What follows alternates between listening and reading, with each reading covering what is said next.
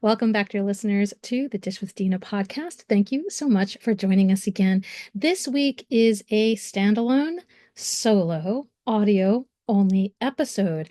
I wanted to kick off this month with a few things as we enter into the discussion around some sensitive topics. Usually in February, we focus on Heart Health Awareness Month, but this year we are going to divert a little bit and discuss the topics around weight and diet and things that are related to that. So I want to, first of all, allow you to take a moment. If this is a sensitive discussion and you would rather turn off or turn away, please feel free to do so. This will be your trigger/content warning. And we'll also talk a little bit about eating disorders, but as I'm planning on doing this week, I'm just kind of kicking off the month and sharing with you some overarching topics and overarching information. And then as the weeks progress throughout February, we'll dive a little bit deeper into things like weight stigma, weight bias, things like the approaches that are known as health at every size principles. And we'll also wrap up the month with National Eating Disorders Awareness Week. Today, no matter where you might be in your wellness journey, want to make sure that you feel at home in your body. And I know that especially with social media, especially at the beginning of the year, there's a lot of new year, new you, fitness challenges, body weight challenges, and just the overall stigma that weight, size, and health may not serve you in its current form. And sometimes those messages can definitely contribute to harmful cycles of disordered eating or negative self-perception. So I think it's an important time for all of us just to pause and reflect on how we are approaching our nourishment, our self-care, and our body respect, both internally and externally too, foregoing any implicit biases or judgment for anyone else we might see, work with, have in our household, the language that we use, again, both internally or externally, just allowing us to kind of review, reflect, and see if we can tweak it and improve upon that.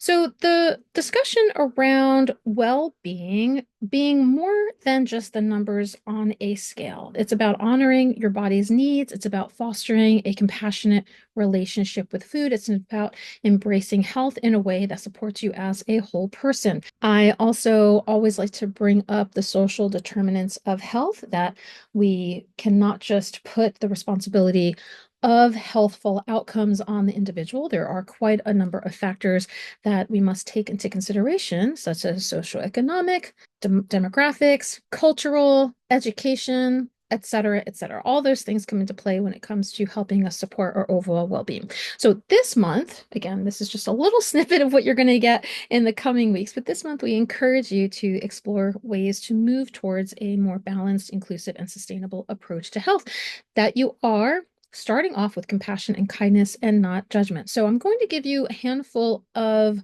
tips or suggestions, and I'd love for you to implement as many of these as possible in the weeks to come. And of course, beyond that as well as we pass through February.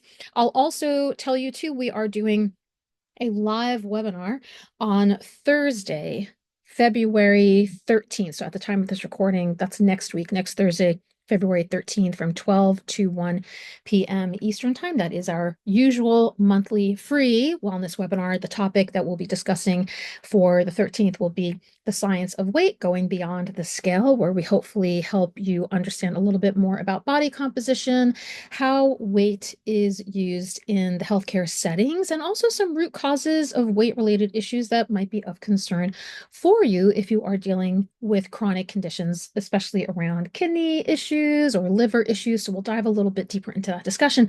I'm going to include the link to register for free in the show notes here.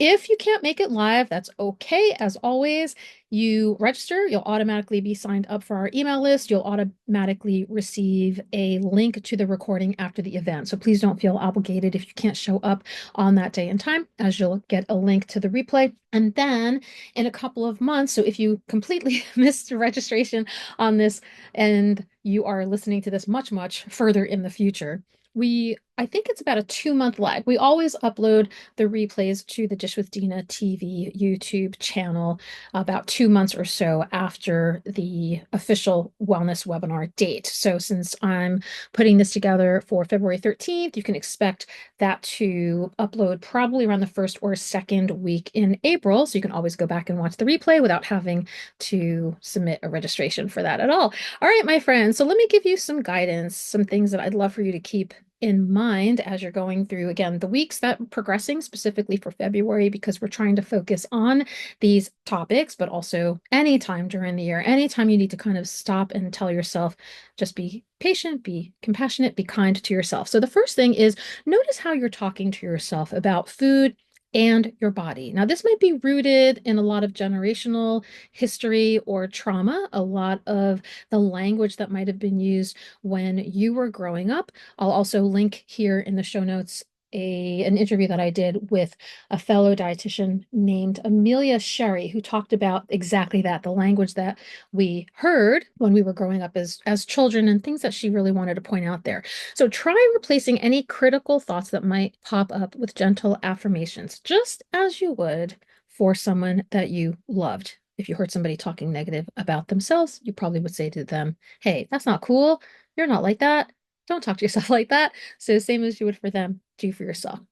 The second one, again, this kind of goes along the lines of if you have the ability to tap in to your intuition, into your mindfulness, tune into your hunger, fullness, and satisfaction cues rather than external food rules. So I come across this a lot with the people that I work with, especially women who will say things like, I only have coffee in the morning, or I don't like to eat first thing after waking up, or I try to stop eating after 7 o'clock. And obviously there are definitely individual approaches that you can take, but if you're doing it to purposely stave off hunger or because you think you are following some sort of rule, I really want you to get a little bit more in touch and trust that your body usually knows what it needs. It'll usually tell you when it's hungry, when it's full. So if you can, over the course of the coming weeks, try to tap into that. And I can't remember if it was an interview or a wellness webinar where we talked, I think it was the mindful health and wellness webinar that we did. So I'll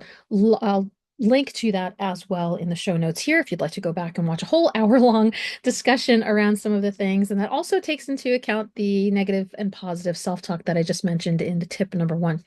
Our third tip, or our third strategy, is try to shift the focus from burning calories. A lot of times you hear things like calories in, calories out, or you can't outwork a bad diet, or maybe you have that philosophy that if you overindulged or you had some fun foods for the weekend, or if you've been to a lot of events and you have to like burn it off, or you have to go to the treadmill or exercise and overwork some of those calories that you ended up taking in. So try to make a better or take into account a better approach with physical activity, engaging in movement that really feels good, things that energize you, things that support your well-being. And also, I want to acknowledge here too, a lot of times the language that we see around physical activity and around body movement is towards able-bodied people. So if you have physical disabilities or any kind of limitations where you're either using assistive devices or you have some issues that you might have to modify through braces or compression socks, things like that.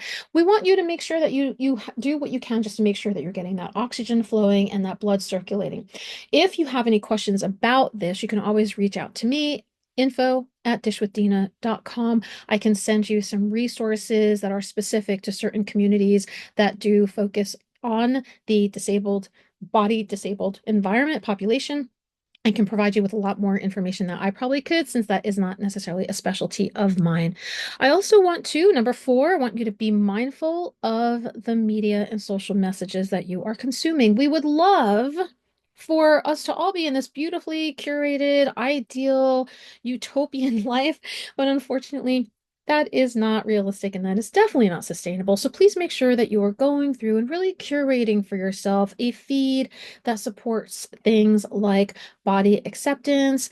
And also, if you want to learn more about it, things like intuitive eating, where people are, again, getting in touch with their inner workings, their physical, psychological, mental, and physical needs, and also self-care, people who encourage you not to not to hustle, not to constantly be go, go, go, to take it down a notch, to really downshift. That's actually something I've been implementing since the start of this year is cleaning off my schedule and really not taking on more than I need. The last couple of years, and I've been very transparent in a lot of the discussions that I've shared with all of you. And if you know me personally, you know that I'm also very open about these things, really trying to normalize and destigmatize mental health. And I have suffered a lot of burnout and having to take care of a lot of my own physical, mental health needs, and also caregiving, as I shared in some of these past episodes too, of my mom. So, going back and forth and doing all that really takes a toll on me, as I'm sure you have your own responsibilities and your own schedule and your own priorities. So, making sure if you are following people, now granted, you might want to, live a life of daydreaming, and if it doesn't necessarily affect you, then that's fine.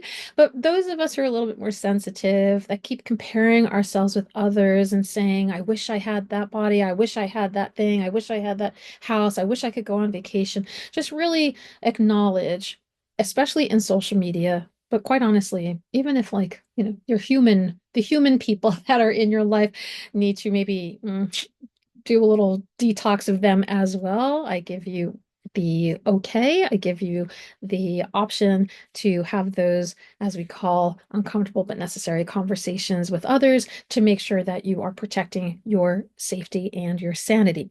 And our last tip of the day is if you are struggling with food or body image, your food relationship or body image, please make sure that you are reaching out to healthcare providers who do specialize in what is known as a weight inclusive or diet neutral or non-diet approach. So again, these terms are sometimes interchangeable. You really want to make sure that you're getting the support if you are a little bit more along the lines of having some disordered eating patterns, or you have been formally diagnosed with an eating disorder. You don't want to work with people who are going to exacerbate your situation, who are going to be insensitive to, whether they mean to or not, is not really the issue here. It's more about, again, protecting yourself. So take a look at some of your insurance directories. Take a look if you are following people on social media, or if you look people up online, take a look at their websites, take a look at the language that they use. You can also look for resources that help you have those conversations with your already existing healthcare providers if you are unable to go and select or choose other people who you feel a little bit more comfortable with, about telling them you'd really rather not discuss your food intake, you'd really rather not get weighed every time you walk into the office, so you don't have to navigate this journey alone. I hope that you enjoy this kind of quick and dirty discussion. I hope you also register for our webinar if you are available to do so, or check out in a couple of months when we post the replay up on YouTube. I always love any engagement or interaction, feedback, etc. that you have.